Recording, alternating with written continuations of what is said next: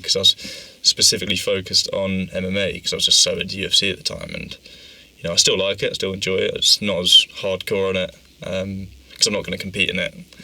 I don't think, I don't want that brain damage. So yeah, but I mean, I think that's symbolic, I suppose, of the trade-off that we're talking about here. Yeah, where it's like the thing itself is good, but if you take it too far, you get brain damage.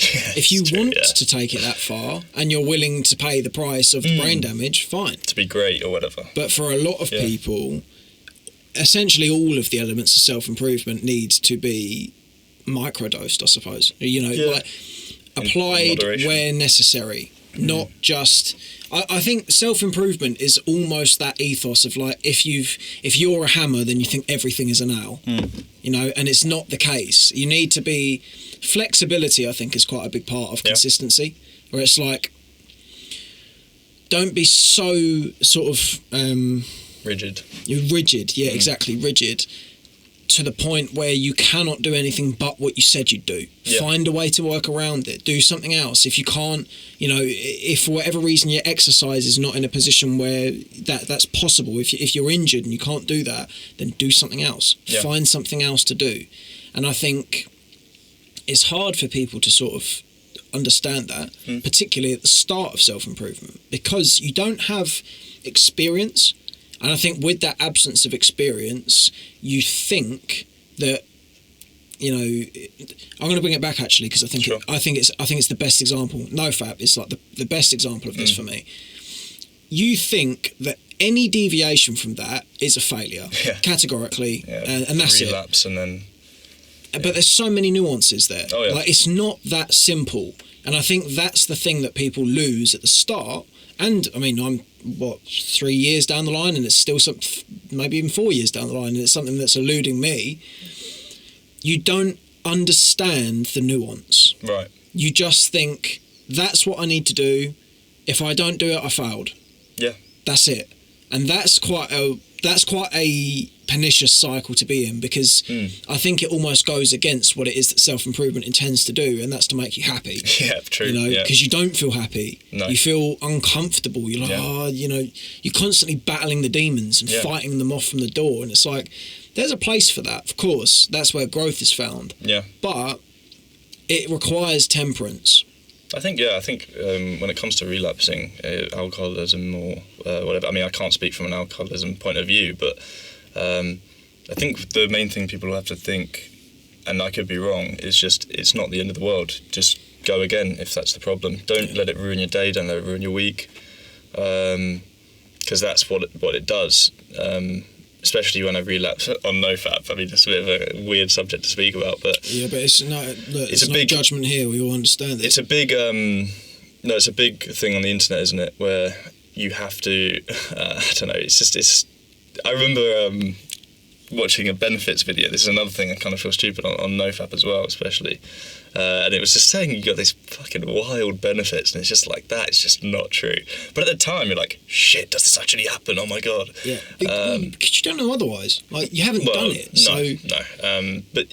But now the thing is, I could look at something and be like, let me look that up. Let me actually research into this deeply. Look at actual websites instead of just a YouTube video made by some random guy on the other side of the world. I think it's important, for me at least, to not beat myself up. I mean, it comes back to the flexibility point of routines. Just don't beat yourself up if you get off it. Just get back on it. Yeah.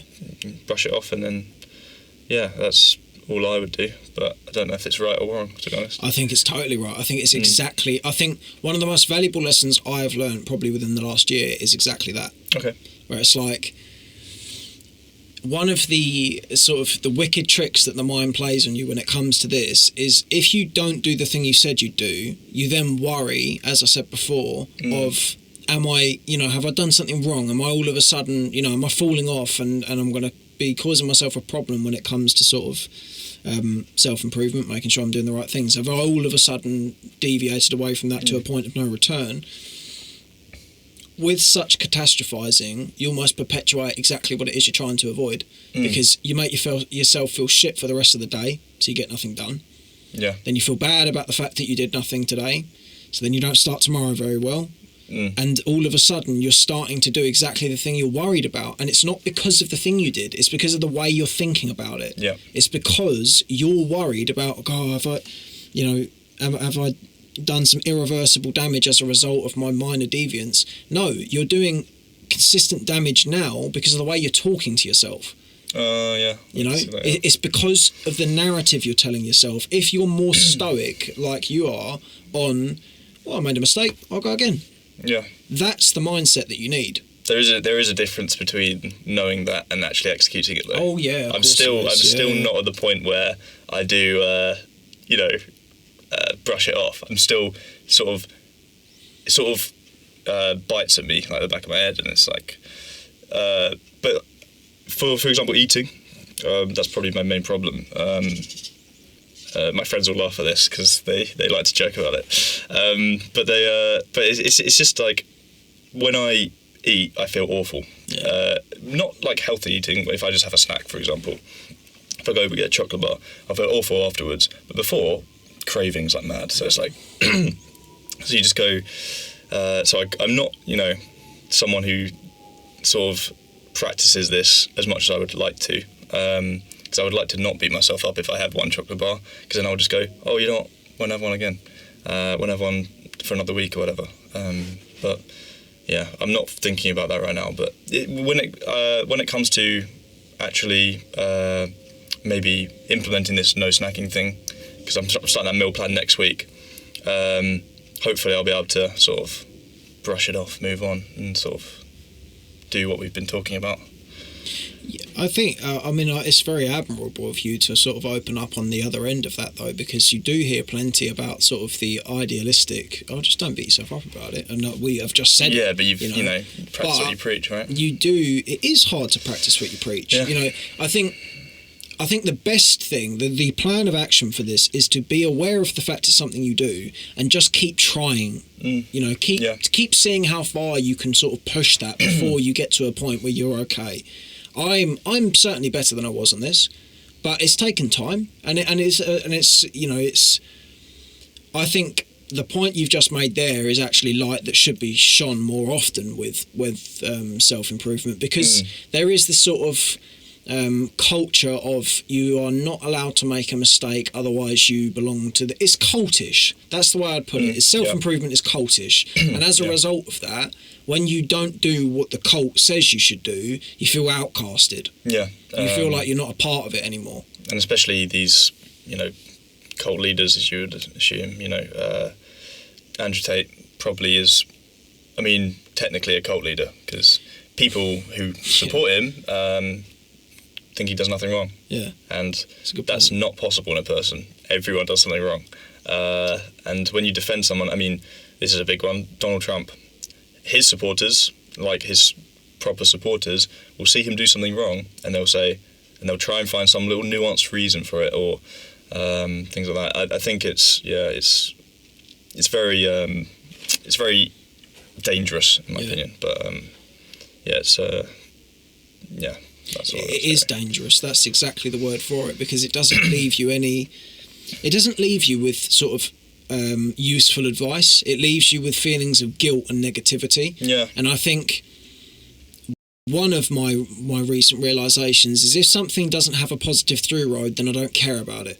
I'm not going to take on the negative feelings of, if I make a mistake, I'm not taking those negative feelings on unless I'm aware of the fact that I can spin it positively. And I think that's something that is totally devoid in terms of advice when it comes to these cultish sort of ideas with self-improvement, which I shall say for the caveat, I'm certainly a part of this cult in some way, shape or form. I'm certainly in there. That feeling, or that sentiment of, if you make a mistake, it really doesn't matter that much. Just keep pressing forward, is not something that is voiced by those that are at the top of this tree. Certainly not enough. I'm sure there are some that do. I don't know. I think the only person I've ever heard really say this would be, I think Sam Harris. I don't put Sam Harris into this into this. I put him into my hippie meditation cult. Okay, or fine. Cult's the wrong word for that. But you know what I mean. He's over there. I think the self-improvement, the real sort of self-improvement guys, I think the only people that I've heard say this would be Joe Rogan. Oh yeah, with the paint thing. Naval and Chris Williamson. Okay. And I would say otherwise it's pretty devoid when it comes to, and in fairness I would say Goggins says it but he screams it at you. He does. Does scream at you. I think the idea of sort of just getting back on the horse as and when you can, or as soon as you can rather, is something that's really important for people to realise, because I think voicing a sort of sentiment close to the idea of a winner is a loser that just tried again or one more time. I think it's exactly that if you decide, well, I don't want to snack, this is something that is important to me, I want to make sure that I get control of this. If you just perpetually try, you will break through. You will, because it's just too much pressure. At some point or another, I am living proof of this with some of my own borderline addictions, I suppose, that if you just keep saying, I don't want to do this, I don't want to do this, and every time you do it, being aware of the fact it's something you don't want to do and trying again, eventually you might not get exactly where you want to get, but you will improve drastically. You know, I am miles ahead of myself when it comes to some of my more nefarious behaviours than I was, because I've been able to just look at it and go, mistakes are a part of the process, and that's an important thing. I think it's taking the whole picture, not just all of the glory of achieving the goal. It's all of the small insecurities and annoyances and upsets with yourself. Taking those on the chin is a big thing. No, I completely agree. It's sort of I mean, kind of coming back to the point we made earlier, where it was we were talking about how instead of getting into a negative mindset, sort of replacing it with positivity is probably the best way forward. And with having a negative mindset, I find that you end up sort of, you work out so that you don't get out of shape rather than work out to get in shape. So you're not working out for the positives, you're working out so that the negative doesn't happen. That's a great point. That's probably, you know, the worst kind of outlook you could have, I suppose, apart from, I'm not going to work out, there's no point. There's no point, life doesn't matter, or whatever. That's probably a worse outlook, but I think it's important to have maybe not a goal, but some sort of reward, something to look forward to. I mean, you don't have to gamify it. I mean, you do for some other things. I think gamifying is a pretty good plan. No, it is. You know, no, it is good. Well. I don't think it's necessary, but it's good. I think it is a good idea.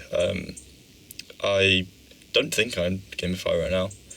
Maybe I do, just not knowing that I do. It's a pretty good way to gamify. Well, no, because sometimes I've gone, right, I've worked really hard today, I'm just going to go get a takeaway or something, or I'll go out for a meal or something. I'd treat myself, but I suppose that is gamifying it. But you don't. But I don't think about it as gamifying. You don't intentionally gamify. No. But sometimes it's only occasional as well. Like sometimes I won't give myself a reward. Sometimes I'll. I don't apply leveling up or anything. But yeah, no, it's a fun concept. I think it's important. I think it's a useful concept. Oh actually. Yeah, for sure. I think the sort of addition of reward and acceptance, that when you pair those two traits with a good work ethic and consistency, that is where you find something good within yourself. Okay. You'll pull from all the right resources when you do that, because you do the thing that pushes you forward and you do the thing that makes you stay there. And similar to what you've just said there, rather than running away from something, you're running towards something. Yeah. You know, this is something that I think a lot of people struggle with, is it's like you're trying, as you say, you're trying to make sure that the negative stuff doesn't creep in, stays behind you. Yeah. You're not looking at where you're going. Yeah. You know, you're not thinking, well, if I keep going to the gym, I'm going to look better and better and better. A lot of the time, people are worried about looking worse. And I think the red pill, I suppose I can put it now, is sort of I think it does make these noises quite a lot of it's battling the negative stuff rather than moving towards the positive stuff. Yeah. How often have you heard the idea of sort of rejecting weakness and making sure you don't do what the others do and you're not like them? You know, it's very comparative, and the comparison is laid at the feet of negative stuff. Yeah. You know, it's really you've got, this is why I would call it a cult, not a wicked one, but certainly a cult. You've got an outward group that you're intentionally villainising. You go, anyone who does all of the hedonistic stuff, you're over there, we're here. You know, and we don't associate with you because you're not like us. You're separating yourself, aren't you? Yeah. You're separating yourself, and more to the point, the emphasis is placed on, look how, if you go on a run, certainly something that I do, if I go on a run in exactly the time that I shouldn't go for a run, the thought I tell myself is, no one else is doing this, or you wouldn't have once done this. Yeah. It's all about me being strong against weakness. Okay. It's not about me being strong and being happy with that. It's always comparative. Yeah, to your negative feelings. Or, it's keeping the negative stuff away. And I think when you pay too much attention to sort of to that side of things, you don't get enough of the good scoop. You don't get enough of the stuff where you're like, do you know what? Similar in line with the point of mistakes, I can make a mistake and it's not a problem. I'll just go again. You don't have these utterances because you're too focused on the fact that if you've made a mistake, all of a sudden you're clearly not who you said you were. Yeah. So, no, and that can stop you from sort of being productive in the first place, and it will push you towards the weakness that you are so desperately trying to run away from. 100%. But I can see that point of view for sure. Guilt is a big part of it. Yeah. I think people get guilt tripped with self-improvement. Yeah, true. Yeah. And it's something I've struggled with a lot. You feel, I actually came to a point where I was like, what am I even doing any of this for? Like, I don't even feel good about doing it. You said about... I should broach the point on sparring. Yeah, Muay Thai sparring. Sparring is the quintessential example of this for me. I started Muay Thai. I put a year's worth of time into it. At no point, I tell a lie. There were some points where I enjoyed it, but for the most part, I didn't really like it. And I came to a point where I was so dreading going, really actually palpably fearful of going. I thought, what the fuck am I doing this for? Yeah. This is not... There comes a point where it's like, cold showers are good for you, but rubbing glass in your eyes isn't. You know, and it's the narrative you tell yourself of some things are... It doesn't matter if they're hard, and this similar to this point of sort of, do it because it's hard. Well, if it's making you miserable, don't do it. There is a stark difference between something that makes you you think, oh, for fuck's sake, I've got to go to sparring, that's hard, but you feel rewarded and you feel good for doing it. Yeah. That is very different to doing something going, why am I even doing this? I'm not even happy doing this. This just makes me feel shit. Yeah.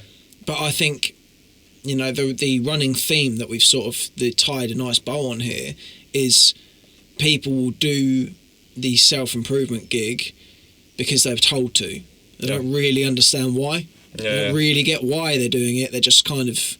They know it's good stuff to do, so I'm going to go and get punched in the face, even if it makes me cry and makes me feel horrendous about myself. It's certainly going to be a point that I think me and I would wage many other people, including yourself, will battle with, of sort of, feeling content within themselves, absent of, not being so attached to that. I think it's something that people... I think if your mind is placed in a way where you're that forward thinking and you want to be that sort of improving for yourself, that you hold yourself to such a high standard that as a result of that, you don't accept... I made a video talking about this, of sort of, you almost don't have sort of human limits for yourself.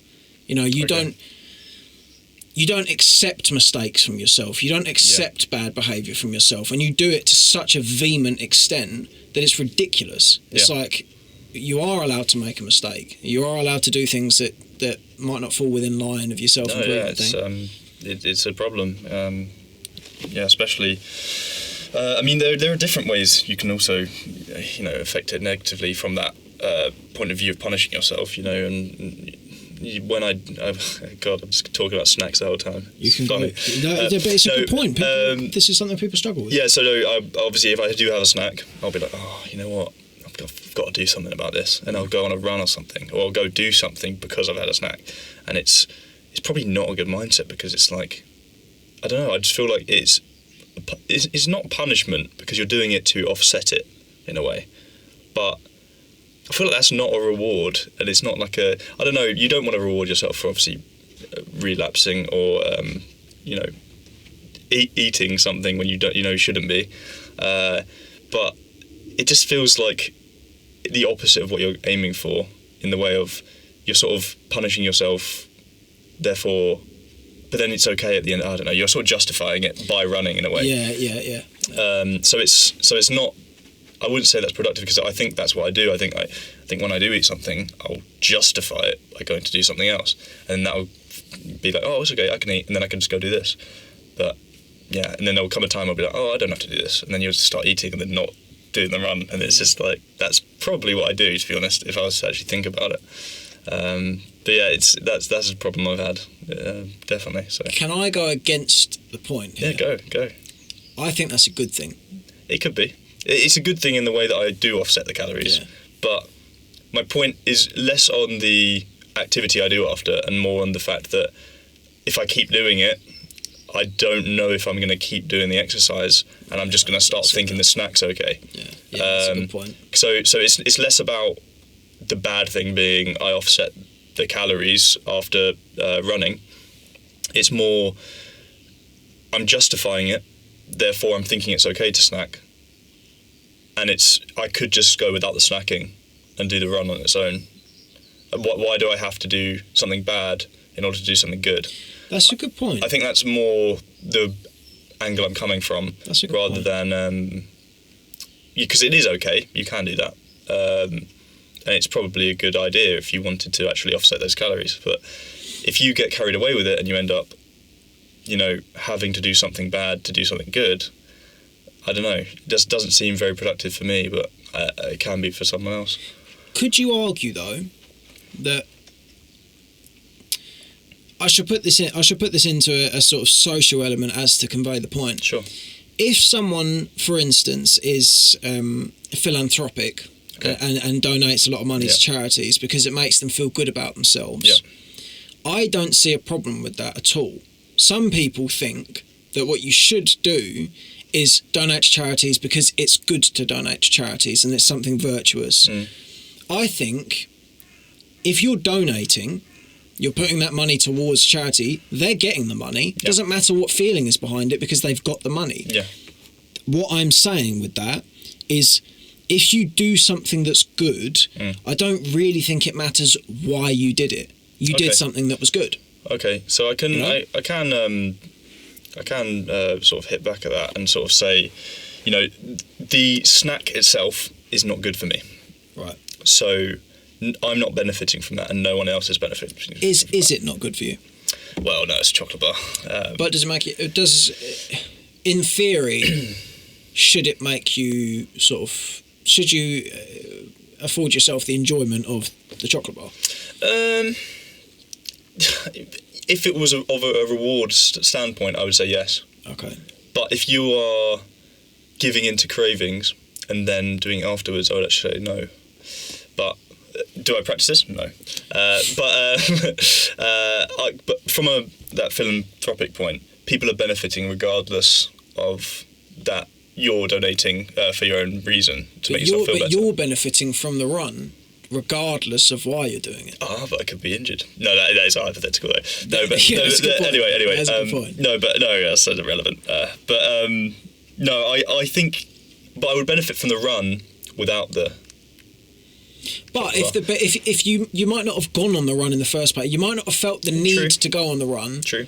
If it wasn't propelled by that sense of guilt. I mean, I suppose you could benefit from a cardio standpoint, not just calories, just from doing the run itself. But I find with snacking, especially, and maybe it can be used in another example. I think if you are sort of justifying the snacking, you're causing yourself to believe it's okay to snack if you run, and that means you will be snacking more than you want to snack. So in a sense, you become unhealthy on your insides with obviously the sugar you're ingesting.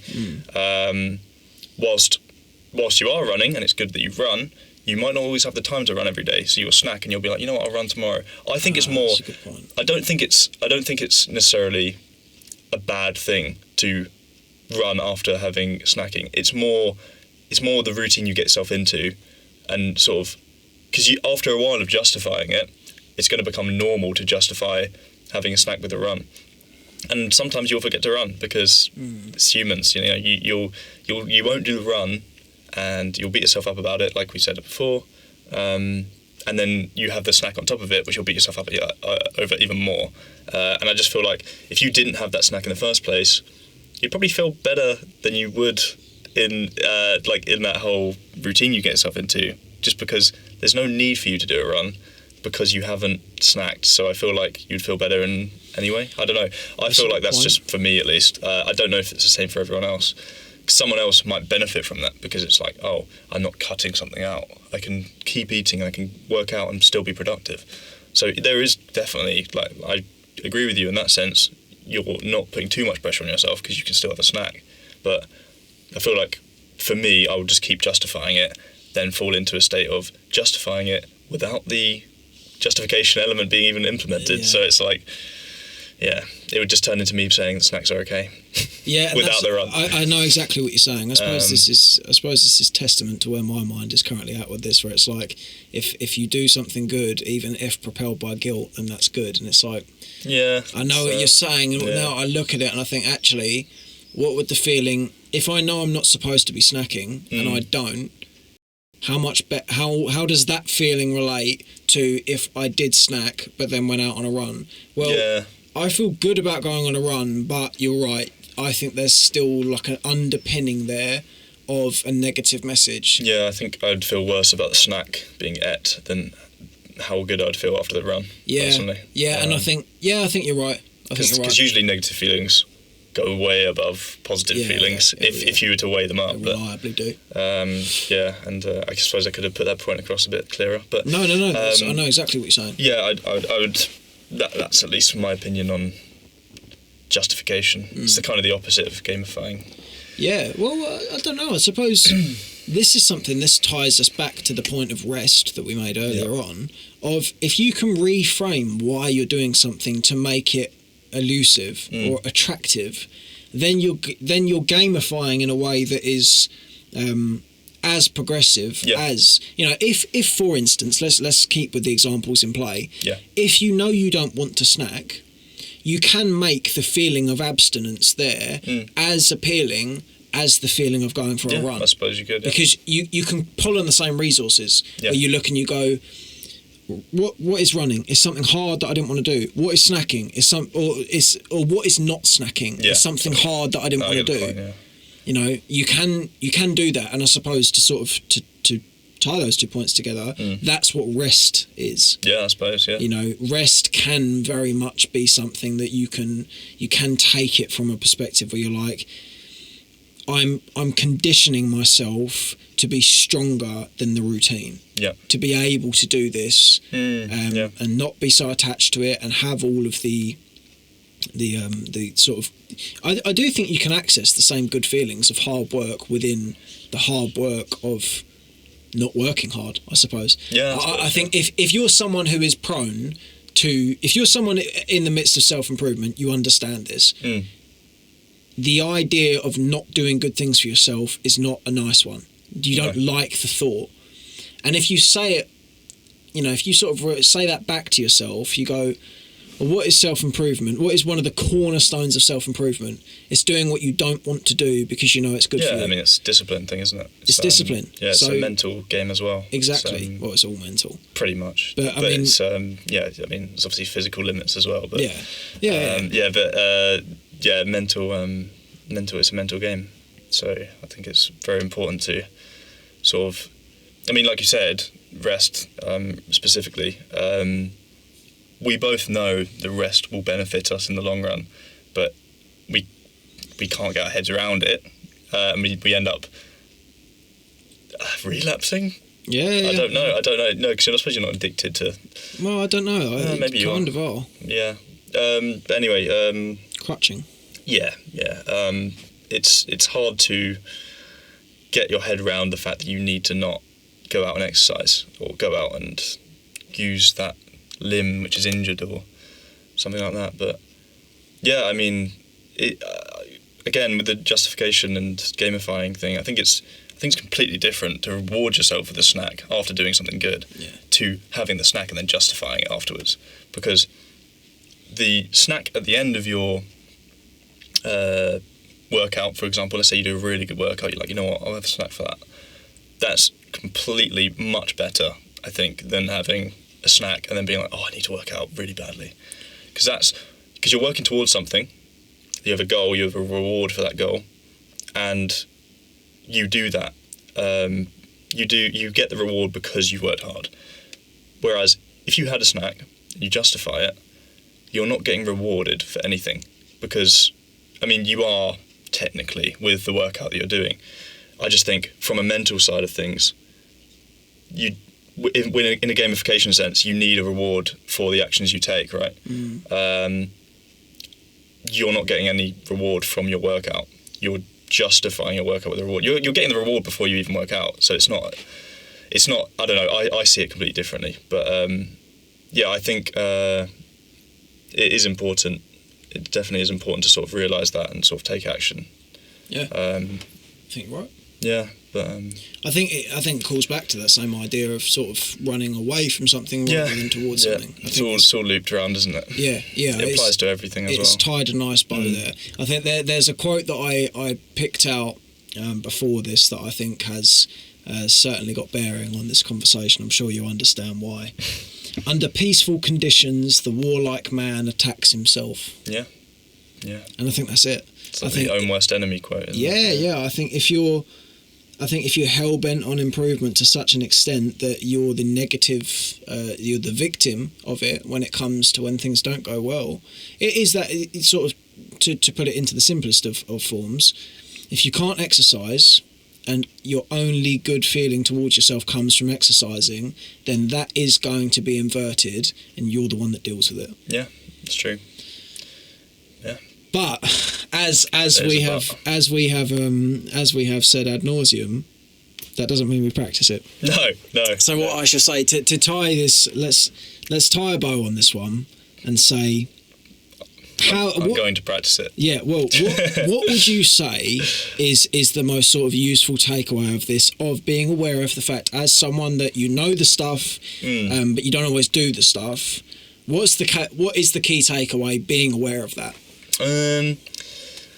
Practice what you preach. No, no. The key takeaway is probably just, I'd say, I don't know, just be more forgiving on yourself. Just be consistent, but without, crucifying yourself. If you fall off, just get back on. Yeah. That's probably the main takeaway. Yeah.